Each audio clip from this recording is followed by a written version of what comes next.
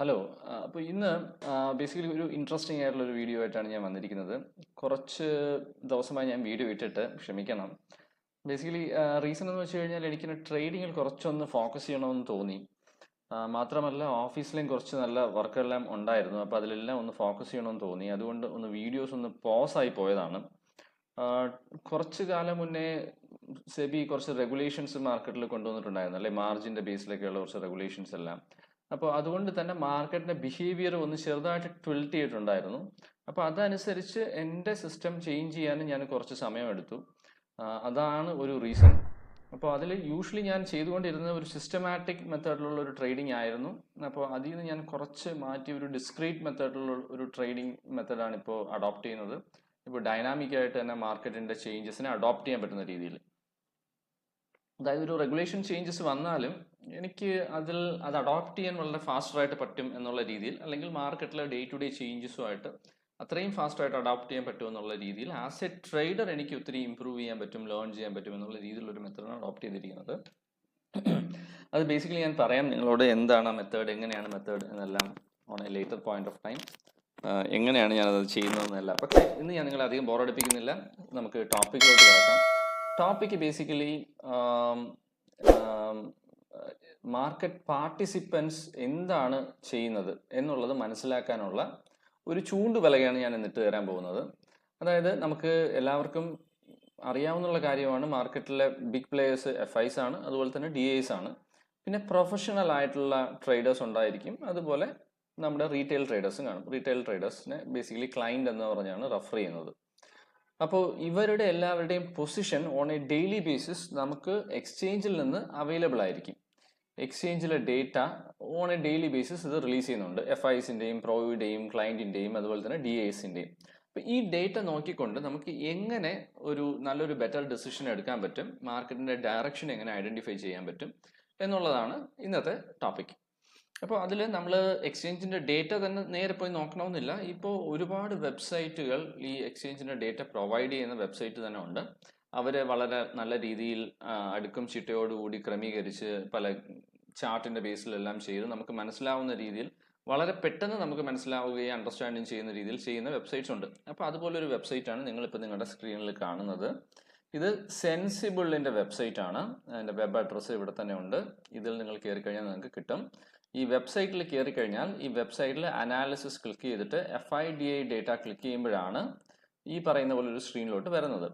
ഇതിപ്പോൾ 11th ജൂലൈയിലെ ഡേറ്റയാണ് കാണിക്കുന്നത്. നിങ്ങൾക്ക് ബാക്ക് ഡേറ്റഡ് ഡേറ്റ വേണമെന്നുണ്ടെങ്കിൽ അത് പോയി നോക്കാം. ഇങ്ങനെ ഓരോരോ ഡേയിലെയും ബാക്ക് ഡേറ്റഡ് ഡേറ്റ പോയി നോക്കി നിങ്ങൾക്ക് വേണമെങ്കിൽ ബാക്ക് ടെസ്റ്റും ചെയ്ത് നോക്കാം, മാർക്കറ്റ് എങ്ങനെ റെസ്പോണ്ട് ചെയ്തു എന്നുള്ള കാര്യം. ഞാൻ കുറച്ച് കാലമായിട്ട് ബാക്ക് ടെസ്റ്റ് ചെയ്യുന്നുണ്ട്, മാത്രമല്ല ട്രേഡിങ്ങിന് വേണ്ടി ഇത് യൂസ് ചെയ്യുന്നുണ്ട്. അപ്പോൾ അതിൽ എനിക്ക് ഇൻട്രസ്റ്റിംഗ് ആയിട്ടുള്ള മനസ്സിലായ ഒരു കാര്യം എന്ന് വെച്ച് കഴിഞ്ഞാൽ, ഇത് മാർക്കറ്റിൻ്റെ ഡയറക്ഷൻ ഐഡൻറ്റിഫൈ ചെയ്യാൻ വേണ്ടി അറ്റ്ലീസ്റ്റ് ഒരു 70% കോൺഫിഡൻസിൽ നമുക്ക് പറയാൻ പറ്റുന്ന ഒരു സാധനമാണ്. മാർക്കറ്റ് എപ്പോഴും ഒരു പ്രോബബിലിറ്റി ഗെയിം ആണല്ലോ, അല്ലേ? മാർക്കറ്റ് ഒരു പസിൽ പോലെയാണ്. ഒരുപാട് പസിലുകൾ ചേർത്ത് വെച്ചാണ് മാർക്കറ്റിൻ്റെ ആക്ച്വൽ പിക്ചർ നമുക്ക് മനസ്സിലാക്കാൻ പറ്റുക. അപ്പോൾ അതിൽ വൺ ഓഫ് ദ വളരെ ഇമ്പോർട്ടൻ്റ് ആയിട്ടുള്ള ഒരു പസിലാണ് ഈ FIസിൻ്റെ ഡേറ്റ, അല്ലെങ്കിൽ FI പ്രോസ് ക്ലയൻസ് DIസിൻ്റെ ഡേറ്റ എന്ന് പറയുന്നത്. അപ്പോൾ ഇവിടെ ഇപ്പം നിങ്ങൾക്ക് നോക്കുന്ന തന്നെ മനസ്സിലാവും FIസിൻ്റെ ഫ്യൂച്ചർ പൊസിഷൻ എന്താണ്, ഓപ്ഷൻ പൊസിഷൻ എന്താണ്, സ്റ്റോക്കിൻ്റെ പൊസിഷൻ എന്താണ് എന്നാണ് ഇവിടെ കാണിക്കുന്നത്. ഫ്യൂച്ചറിൽ തന്നെ Nifty, bank Nifty, mid cap Nifty, fin Nifty, അങ്ങനെ പറഞ്ഞ എല്ലാ ഇൻഡെക്സിലും അവരുടെ പൊസിഷൻ എന്താണ്, ബൈ സൈഡ് ആണോ സെൽ സൈഡ് ആണോ എന്നുള്ളത് കാണിക്കും. കൺസോളിഡേറ്റഡ് ആയിട്ട് കാണിക്കുന്നത് FIs ഇപ്പോൾ സ്ട്രോങ് ബെയറിഷ് പൊസിഷനിലാണ്. ഇനി അവരുടെ ഇൻഡെക്സ് ഓപ്ഷൻ്റെയും കാണിക്കും, കോൾ ഓപ്ഷനിൽ എങ്ങനെ, പുട്ട് ഓപ്ഷനിൽ എങ്ങനെ. പുട്ട് ഓപ്ഷനിൽ അവർ ബെയറിഷ് ആണ് എന്ന് വെച്ച് കഴിഞ്ഞാൽ അവർ ഒരുപാട് പുട്ട് വാങ്ങിച്ചു വെച്ചിട്ടുണ്ട് എന്നാണ് അത് മീൻ ചെയ്യുന്നത്. പിന്നെ സ്റ്റോക്സിൽ നോക്കുകയാണെങ്കിൽ സ്റ്റോക്സിലും നല്ല സ്ട്രോങ് ബെയറിഷ് പൊസിഷനാണ്. ഇൻഡിസീസീവ്നെസ് എന്നുള്ള രീതിയിൽ ഓപ്ഷൻ കാണിക്കുന്നുണ്ടെങ്കിൽ പോലും നമ്മൾ ഫർദർ ഡ്രിൽ ഡൗൺ ചെയ്യുന്ന സമയത്ത് മനസ്സിലാവുന്നത് അവർ പുട്ട് ഓപ്ഷൻസ് ഉണ്ട്. അപ്പോൾ ബേസിക്കലി ഇൻഡെക്സ് ഓപ്ഷൻസിലും അവർ സെല്ല് തന്നെയാണ്, സെൽ സൈഡിലാണ്. ഇനി സ്റ്റോക്സ് നോക്കുകയാണെങ്കിലും സ്റ്റോക്സിലും സ്ട്രോങ് ബെയറിഷ് ആണ്. സോ അതുകൊണ്ട് ഓവറോൾ നമുക്ക് പറയാം FIs റിയലി ബെയറിഷ് ആണ് എന്നുള്ള രീതിയിൽ. ഇനി പ്രോസ് നോക്കുകയാണെങ്കിൽ, പ്രോ ട്രേഡേഴ്സിൻ്റെ കേസാണ് നോക്കുന്നതെങ്കിൽ, പ്രോ ട്രേഡേഴ്സ് മൈൽഡായിട്ട് ബുള്ളിഷാണ് ഫ്യൂച്ചേഴ്സിൽ. ഇതുപോലെ ഒരു ബ്രേക്കപ്പ് അവൈലബിൾ അല്ല എങ്കിലും കൺസോളിഡേറ്റഡ് ആയിട്ട് നോക്കുകയാണെങ്കിൽ പ്രോ ട്രേഡേഴ്സ് മൈൽഡായിട്ട് ബുള്ളിഷാണ്. ഇനി ഓപ്ഷൻസിൻ്റെ കേസ് നോക്കുകയാണെങ്കിൽ ഓപ്ഷൻസിൽ പ്രോ ട്രേഡേഴ്സിൽ കോൾ ഓപ്ഷനിൽ കുറച്ച് ബൈ ഉണ്ട്, പുട്ട് ഓപ്ഷനിൽ ഒരു മീഡിയം റേഞ്ചിൽ സെല്ലുണ്ട്. അപ്പോൾ ഓൺ എ ഓവറോൾ ലെവലിൽ അവരൊരു മൈൽഡ് ബെയറിഷ് ആണ് പ്രോ ട്രേഡേഴ്സ് എന്ന് പറയുന്നത്. ഇനി ക്ലൈൻറ്റ് എന്ന് പറയുന്നത് ബേസിക്കലി നമ്മുടെ റീറ്റെയിലേഴ്സ് ആണ്. റീറ്റെയിലേഴ്സ് ഇൻഡെക്സ് ഫ്യൂച്ചേഴ്സിൽ ഒത്തിരി സ്ട്രോങ്ലി ബൈ ആണ്. ഇനി ഇൻഡെക്സ് ഓപ്ഷൻസ് നോക്കുകയാണെങ്കിൽ ഓപ്ഷൻസിൽ അവർ പുട്ട് ഓപ്ഷൻസിൽ സ്ട്രോങ് ആയിട്ടുള്ള സെല്ല് അവർക്കുണ്ട്. ഈ ഡേറ്റ നോക്കുകയാണെങ്കിൽ സ്ട്രോങ് ആയിട്ടുള്ള സെല്ല്, പുട്ടിൽ അവിടെ സ്ട്രോങ് ബുള്ളിഷ് എന്നാണ് കാണിക്കുന്നത്. എന്ന് വെച്ച് കഴിഞ്ഞാൽ പുട്ടിൽ അവർക്ക് സെൽ പൊസിഷൻസ് ആണ് ഉള്ളത്. പുട്ടിൽ ബൈ പൊസിഷൻസ് ആണുള്ളതെങ്കിൽ ബേസിക്കലി മാർക്കറ്റ് താഴോട്ട് പോകുമെന്നൊരു വ്യൂ ആയിരിക്കും. സെൽ പൊസിഷൻസ് ആണുണ്ടെങ്കിൽ സ്ട്രോങ് ആയിട്ട് മാർക്കറ്റ് കയറും എന്നൊരു വ്യൂ ആയിരിക്കും. അപ്പോൾ ഈ പിക്ചർ DIs ഒരു റെഫറൻസിന് വേണ്ടി മാത്രം യൂസ് ചെയ്യാവുന്ന ഒന്നാണ്. മോസ്റ്റ്ലി മ്യൂച്വൽ ഫണ്ട്സ് ഒക്കെയാണ് ഇതിനകത്ത് വരുന്നത്. അവർക്ക് കൂടുതൽ ഒരു ലോങ്ങർ ടേം വ്യൂ ആയിരിക്കും കാണുക. ഒരു റെഫറൻസിന് വേണ്ടി മാത്രം നോക്കാവുന്ന ഒന്നാണ് DIs. ബേസിക്കലി FIs പ്രോസ് ക്ലൈൻറ്റ് വെച്ചിട്ടായിരിക്കും നമ്മൾ മാർക്കറ്റിനെ ഒന്ന് റീഡ് ചെയ്യാൻ വേണ്ടി ശ്രമിക്കുന്നത്.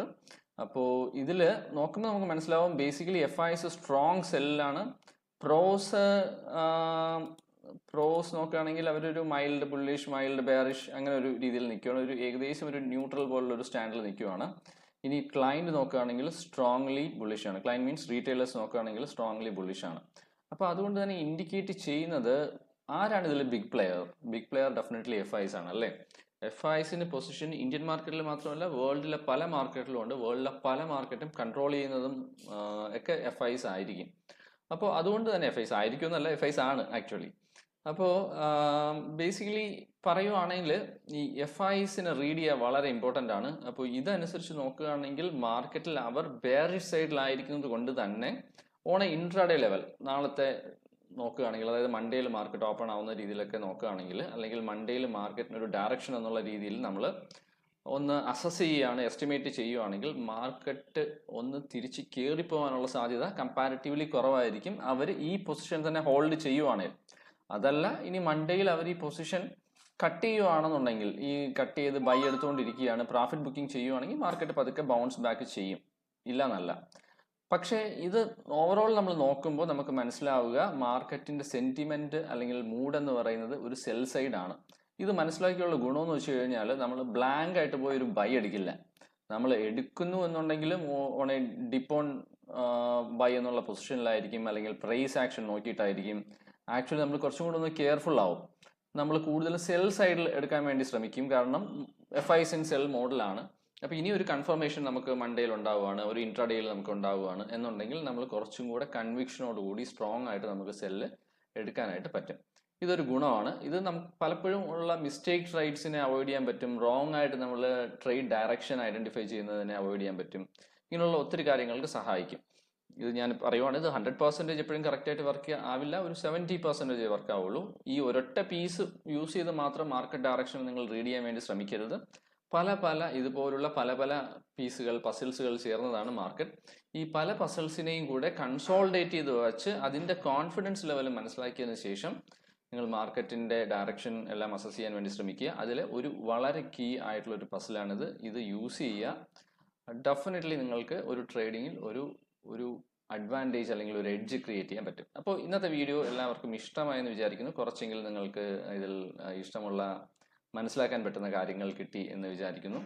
അപ്പോൾ ഉടനെ മറ്റൊരു നല്ലൊരു വീഡിയോ ആയിട്ട് നമുക്ക് കാണാം. അപ്പോൾ എല്ലാവർക്കും ഹാപ്പി ട്രേഡിംഗ്. Bye bye.